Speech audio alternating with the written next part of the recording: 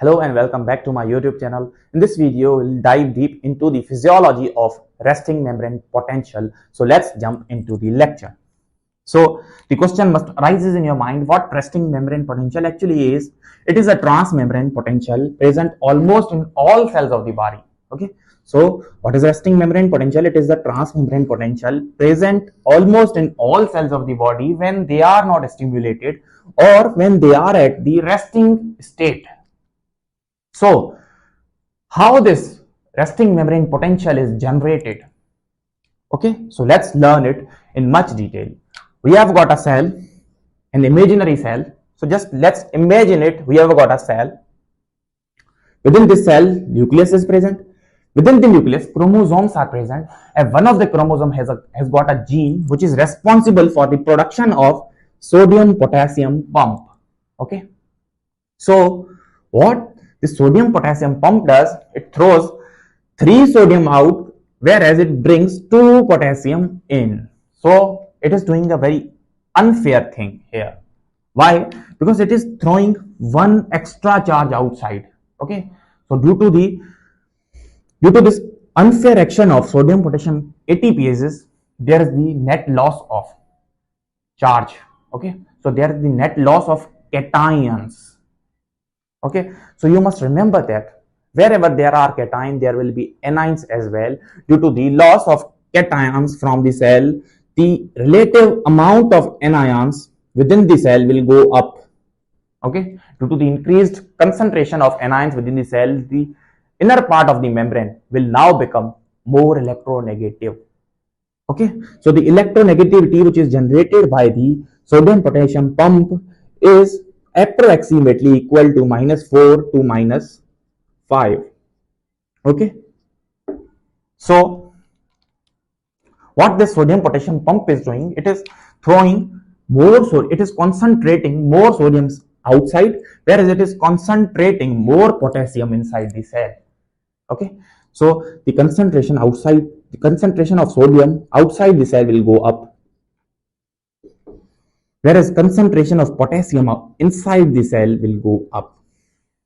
Now let's assume we have got another cell having nucleus. Within the nucleus, chromosomes are present, and within a particular chromosome, a gene is present which is now responsible for the production of potassium channels, the leaky potassium channels. Okay, so those potassium channels which are not regulated, which are open all the time. Okay, so in this cell, the gene for sodium potassium pump is already activated, whereas we have activated simultaneously another gene which is the potassium channel gene.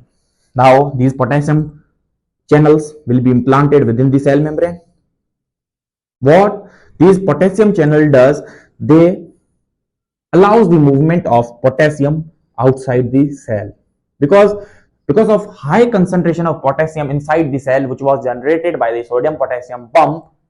This potassium will always tend to move outside, so it is moved outside by the help of potassium channels. Okay, but this movement of potassium along the concentration gradient could have been resisted by the negativity which was generated by the sodium potassium pump, but the force which is generated by the concentration gradient is far greater than the force which is tending to hold these potassium ions inside. Okay, what is happening here? Because of the movement of potassium along the concentration gradient, what is happening?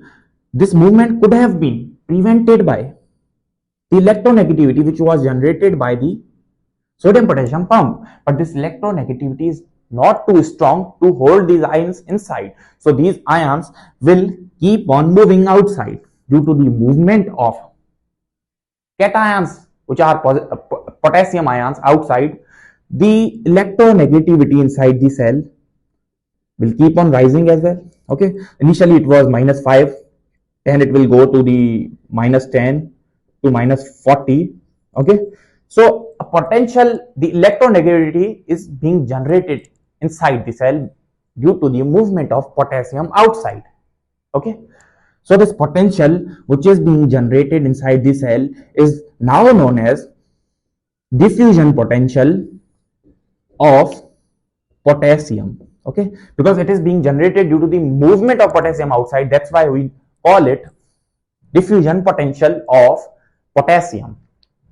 Okay, so as time passes by, a point will come where this diffusion potential will become strong enough to equalize the effect of concentration gradient, and at that point there will be no net movement of potassium outside, and this potential, this diffusion potential, now known as equilibrium potential of potassium.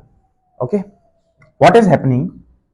Due to the movement of potassium outside, the electronegativity inside will become strong enough to now resist the movement of potassium outside, and this potential, the electronegativity, is now known as the equilibrium potential of potassium. We have got another word for it known as Nernst potential. Okay, so we have got another word which is known as Nernst potential. What is Nernst potential? It is a diffusion potential. It is a diffusion potential at which there is no net movement of potassium outside the cell. Okay, at this potential, what happens? The concentration, the force which is generated by the concentration gradient has equalized with the force which is generated by the electronegativity. Okay, so it must be clear to you. Nernst potential of potassium. Let's suppose we have got another cell having a nucleus. Within the nucleus, chromosomes are present, and within the chromosome, genes are present. Now what we have done, we have inactivated the gene for the potassium channels. Sorry. Okay. Now what we have done, we have inactivated the gene which was responsible for the production of potassium channels. Okay. So potassium channel gene now has been inactivated, and simultaneously we have activated another gene which is responsible for the sodium channel. Okay, so what we have done, we have already activated sodium potassium ATPases in this cell, whereas we have inactivated, we have switched off the gene which was responsible for the production of these potassium channels, and simultaneously we have activated another gene which is responsible for the production of sodium channels, the leaky sodium channels. Okay, so because of the expression of this gene, the sodium channels will be implanted within the cell membrane. Because of the high concentration of sodium outside the cell, whereas its low concentration inside the cell, which was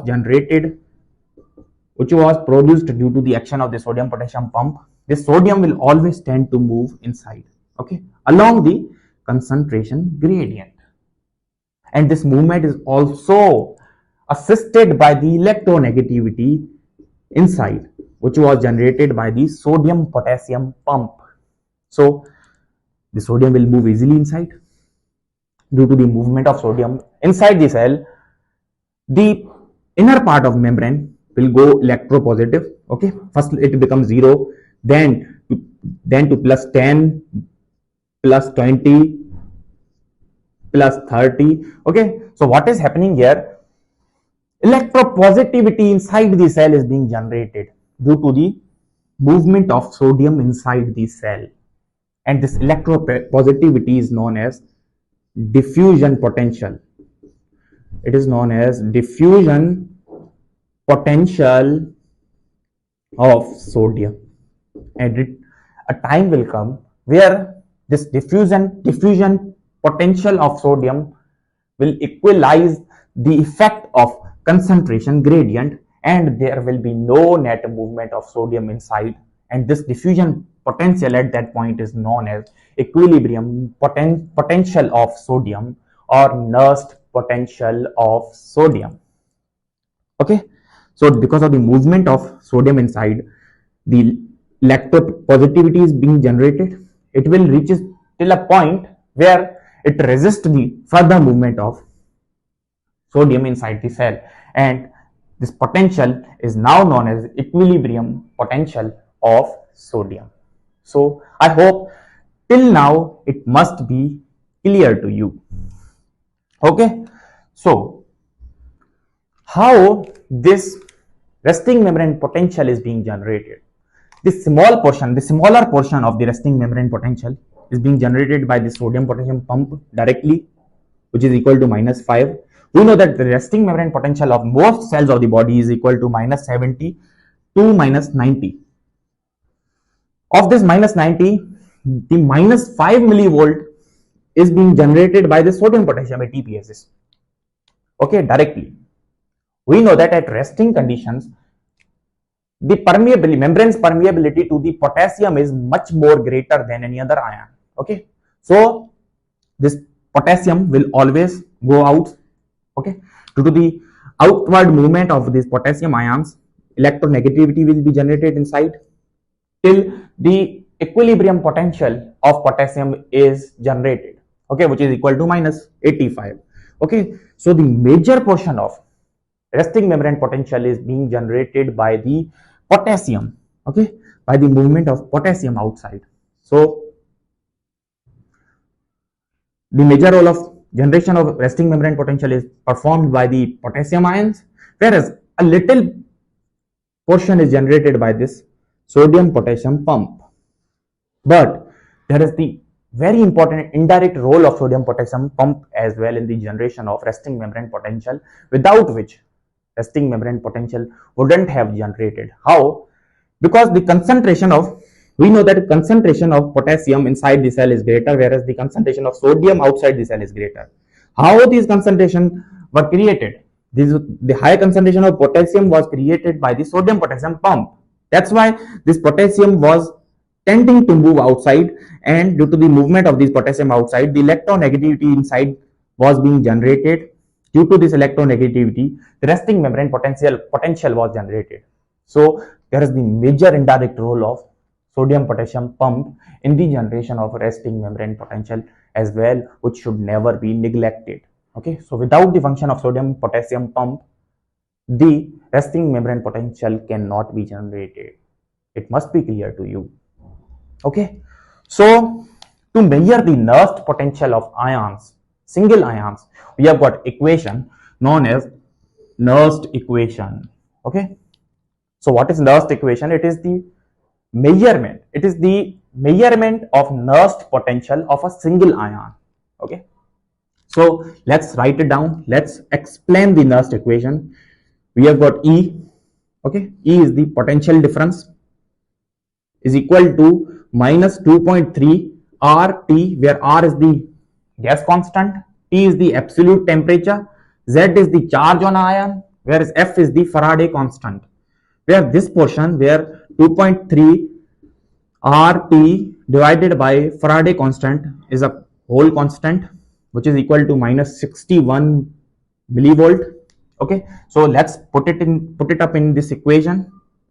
We'll get minus 60 millivolt, 61 millivolt divided by Z log concentration inside divided by concentration outside. Okay, so suppose we want to find the Nernst potential of potassium. Let's put the value. The concentration of potassium inside the cell is 140, whereas it's 140 millimoles per liter, whereas its concentration outside the cell is 4 millimoles per liter. So let's put all these values into the equation.